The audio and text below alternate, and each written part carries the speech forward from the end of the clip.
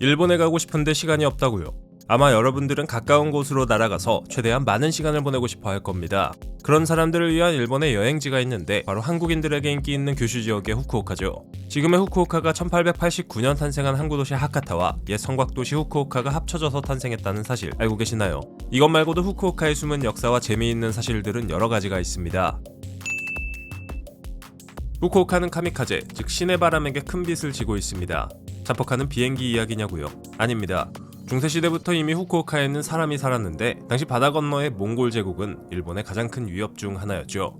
고려를 손에 넣은 후 몽골인들은 1247년 한반도와 가장 가까운 규슈의 배를 통해 침략했는데요. 몽골군이 하카타만 지금의 후쿠오카 위치까지 왔었지만 태풍 덕분에 일본은 몽골의 침략을 막을 수 있었습니다. 1281년에도 몽골인들이 한 번 더 침략했지만 또 다른 태풍 덕분에 몽골 함대는 일본 열도를 손도 못 대고 돌아가야 했죠. 후쿠오카는 일본의 5개의 주요 섬 중 세 번째로 큰 규슈 북부의 도시이자 항구이며 후쿠오카현의 수도이기도 합니다. 하카타만의 남쪽 해안에 위치한 후쿠오카는 재미있게도 일본의 수도보다 한국의 수도에 더 가까운데 직선거리로 재보면 도쿄에서 883km, 서울에서 540km 떨어져 있습니다. 또한 한국 제2의 도시인 부산으로부터는 200km 정도 거리로 서울 대구 거리보다 짧죠. 그래서 한국 사람들이 더 많이 찾게 되는 곳이 아닐까요?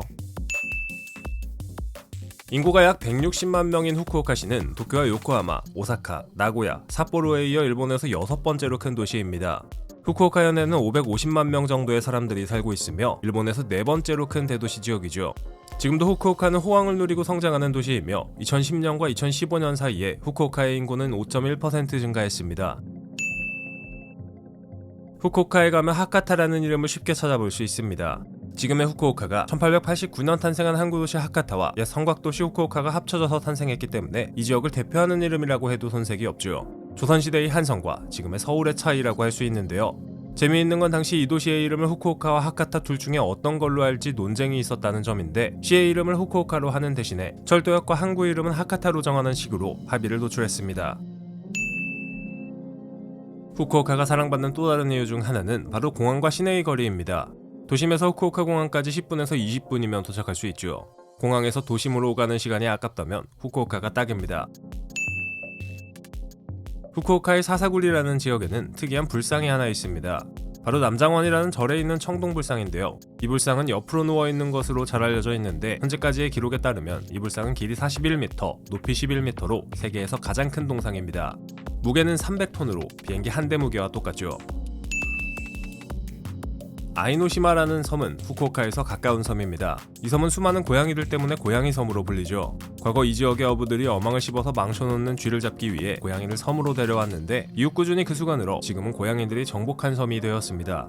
고양이를 좋아하는 사람이라면 이 섬에서 고양이들이 하루 종일 뒹굴거리며 늘어지게 낮잠을 자는 모습을 실컷 볼 수 있습니다.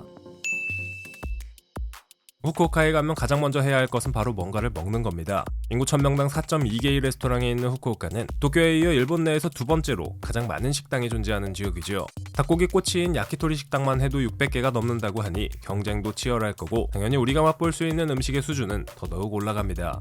또한 후쿠오카 출신의 일본식 전골인 모츠나베 식당도 다른 어떤 일본의 도시보다 훨씬 더 많은 수를 자랑하며 교자와 라멘을 파는 가게도 유명한 곳이 많습니다. 특히 후쿠오카 특유의 하카타 라멘은 인기가 매우 높죠. 우리는 여행만 다녀서 잘 모르고 있지만 사실 후쿠오카는 친환경 도시입니다. 이게 무슨 소리냐고요?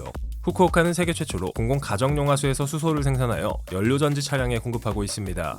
2015년부터 시작된 이 프로젝트 덕분에 후쿠오카 지역에서는 매일 65대의 연료전지 차량의 탱크를 채우기에 충분한 수소를 생산합니다. 3월 14일은 남성들이 여성에게 사탕을 주는 화이트데이입니다. 이 상술이 어디에서 시작되었는지 알고 계시나요?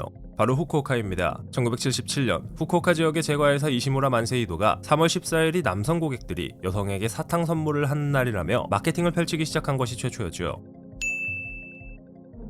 후쿠오카 사람들은 매일 직장이나 학교에 가는데 평균 34분 정도밖에 걸리지 않습니다.